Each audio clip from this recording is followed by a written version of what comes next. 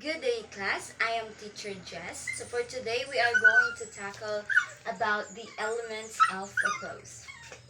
Prose refers to any written piece of work that is built on sentences and paragraphs. It does not make use of structural poetic elements such as meter or rhyme scheme which are present in the poetry. We have the elements of a prose. First, the setting. This is when or where the story happens. Plot, the sequence of events in a story. It depicts the flow of an action in a story. Third, the conflict. A clash of actions, ideas, desires, or will between the characters in the story. Fourth, the characteristics. The people or animals in the story. A story often describes the interactions of characters, including the relationship and the changes they undergo. And we have point of view.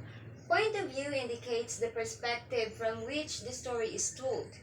It can be in a first person, second person, or third person point of view. And lastly, we had the theme, the central and unifying concept of a story. So today, I will give you an example of a story and I will let you describe its elements of a prose. Okay. Okay, class, you've read the story about the lottery, right? So I will give its elements of the prose. First, the setting. The people of the village began to gather in the square between the post office and the bank around 10 o'clock. So it is stated when or where the story happens, right? Okay. And next one, the plot. The people. Second, we have the plot. The people gathered in the square where Mr. Summers conducted the annual lottery. Mrs. Hutchinson got the piece of paper with a blank dot on it, which means that she will be the one to be stoned to death. She screamed how unfair the draw was while the people were busy throwing her stones until she died.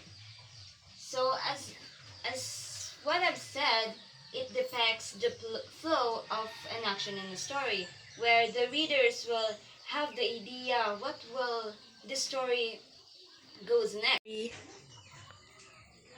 The characters of the story is Mr. Summers, Mrs. Hutchinson, Bill Hutchinson, and Mrs. Delacruz. And the point of view of the story is third person. And the theme is cruelty and injustice. And that could be all our lesson for today.